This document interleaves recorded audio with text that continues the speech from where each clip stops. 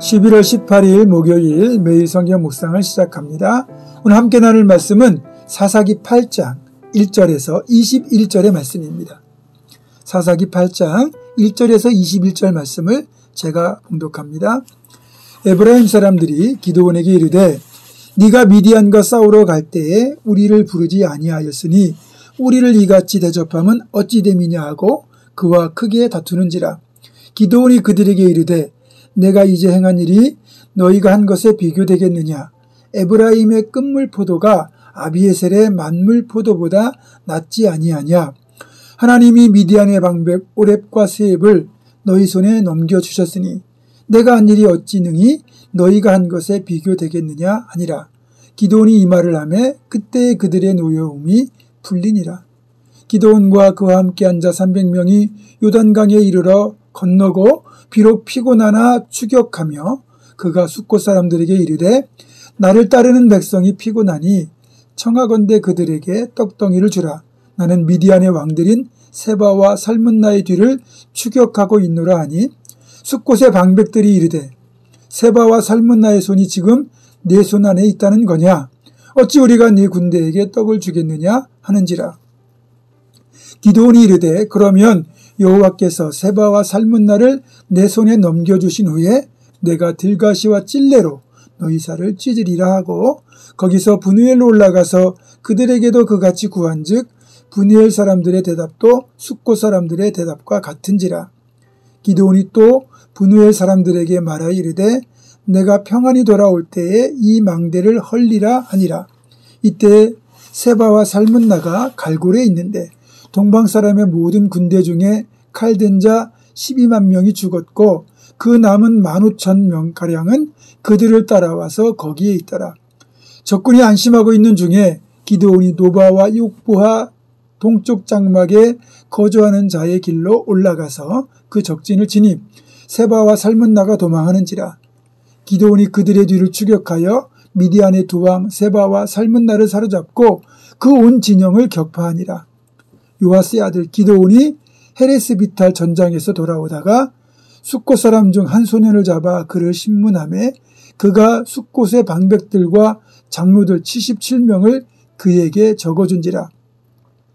기드온이 숫곳 사람들에게 이르러 말하되 너희가 전에 나를 희롱하여 이르기를 세바와 살문나의 손이 지금 내 손 안에 있다는 거냐. 어찌 우리가 내 피곤한 사람들에게 떡을 주겠느냐 한 그 세바와 살문나를 보라 하고 그 성읍의 장로들을 붙잡아 들가시와 찔레로 숫곳 사람들을 징벌하고 브누엘 망대를 헐며 그 성읍 사람들을 죽이니라. 이에 그가 세바와 살문나에게 말하되 너희가 다볼에서 죽인 자들은 어떠한 사람들이더냐 하니 대답하되 그들이 너와 같아서 하나같이 왕자들의 모습과 같더라 하니라. 그가 이르되 그들은 내 형제들이며 내 어머니의 아들들이니라.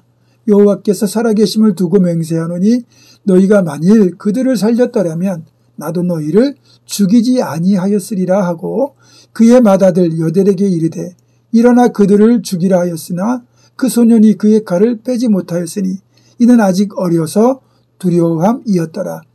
세바와 살문나가 이르되 네가 일어나 우리를 치라. 사람이 어떠하면 그의 힘도 그러하니라 하니 기드온이 일어나 세바와 살문나를 죽이고 그들의 낙타목에 있던 초승달 장식들을 떼어서 가지니라. 아멘. 기드온은 이제 300명의 용사만으로 13만 5천 명의 대적들을 파죽지세로 몰아치며 추격하기 시작합니다. 기드온의 2차 소집령에 따라서 많은 군사들이 요단 강변에 합류했고 그때 에브라임 지파에서 나와서 기드온을 도와 미디안의 잔당들을 마저 소탕하는 일을 돕게 됩니다. 덕분에 비교적 수월하게 기드온은 미디안을 완전히 무찌를 수 있었습니다. 그렇게 적군을 다 물리치고 난 뒤 에브라임 지파 사람들이 기드온에게 아주 강력하게 따지고 듭니다. 처음에 미디안과 싸우러 갈 때 왜 자기들을 부르지 않았느냐라는 항의였습니다. 기드온이 미디안 연합군과 싸우려고 군대를 소집했을 때 그때 모인 32,000명 중에는 에브라임 지파 사람들이 없었습니다. 처음 소집령을 발령했을 때는 오지 않았던 사람들이 이길 수 없는 전쟁에 참여했다가 괜히 목숨만 잃고 피해만 입을 텐데 굳이 갈 필요가 있을까 생각해서 오지 않았던 거죠. 그렇게 눈치만 보고 있다가 전쟁의 양상이 이스라엘에게 유리하게 전개되니까 잽싸게 참여해서 소위 숟가락만 얹은 셈이죠. 이들은 방귀 낀 놈이 성낸다는 말처럼 행동합니다. 왜 자신들을 처음부터 부르지 않았느냐고 따지고 들면서 은근슬쩍 승리의 공을 자기들이 가로채려고 한 거죠. 에브라임 사람들은 처음부터 배타적이었는데 승리의 영광을 차지하는데도 동일하게 행동합니다. 세상의 모습이 바로 그렇죠. 또 우리 같으면 이런 에브라임 지파의 태도를 보면 열의를 받고 화가 나서 그래 그렇다면 한번 붙어보자 그럴 텐데 기드온이 참 성숙하고 지혜로운 지도자인 것이 이들의 항의를 대하는 태도에서 잘 드러납니다.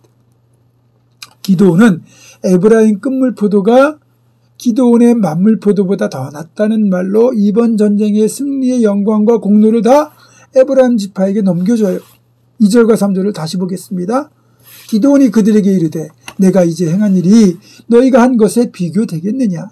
에브라임의 끝물포도가 아비에셀의 만물포도보다 낫지 아니하냐.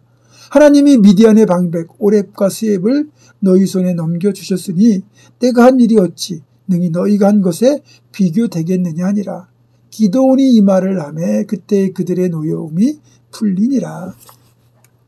기드온은 전쟁에서 최고의 영예라고 할 수 있는 그렇게 적장을 제압한 공로를 들어서 에브라임 지파에게 승리의 영광을 다 넘겨줍니다. 쉬운 일이 아닙니다. 사람이란 모름지기 자기의 업적을 은근히 자랑하고 싶어 하거든요. 특히 기드온 같은 경우는 자신이 사사가 되어 얼마나 훌륭한 일을 해냈는지를 드러내야 사사로서의 앞길이 보장이 되는 겁니다. 그럼에도 기드온은 그러지 않습니다. 여러분, 손바닥도 마주쳐야 소리가 나잖아요. 에브라임의 도발적인 행동에도 불구하고 기드온이 맞대응을 자제하고 그들에게 공로를 양보하게 되니까 싸움이 안 되는 거예요. 부부간에도 개인 간의 관계에서도 한쪽이 양보하고 품어주고 이해하면 싸움까지는 안 가게 되어 있습니다. 사람에게는 인정받고 싶은 욕구가 내재되어 있어요. 그래서 사랑받고 싶다면 남들을 인정해주는 언어를 자주 구사하면 자기를 인정해주는 사람을 싫어하지 않거든요.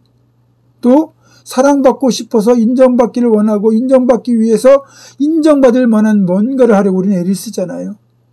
그런데 이런 인정을 받고 싶어하는 욕구가 부정적인 형태로 드러나는 경우가 있는데 그걸 우리는 존재감을 드러내고 싶어한다 이렇게 표현합니다. 나 이런 사람이야. 내가 이런 일을 했어. 라고 하면서 자꾸만 자신을 드러내고 자신의 업적을 드러내려고 하는 경우가 바로 존재감을 드러내는 겁니다. 이런 존재감의 어떤 욕구들은 대부분 자신 안에 있는 결점이나 약점을 감추기 위한 동기에서 출발합니다.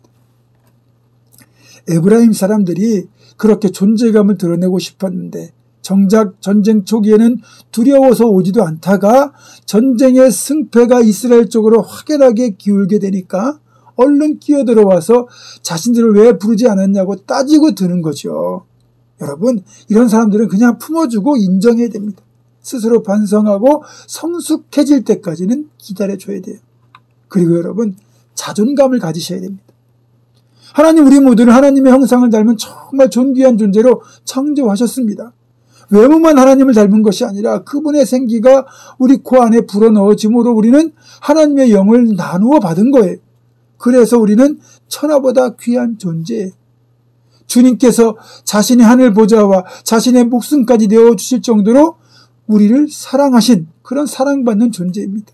천사까지 부러워한다고 말하고 있어요. 그러니까 여러분, 자존감을 가지고 복되게 살아가셔야 됩니다. 여러분, 하나님 우리 너무너무 사랑하십니다. 그 사실을 늘 기억하며 당당하게 살아가기를 주님의 이름으로 축원합니다. 기도하겠습니다.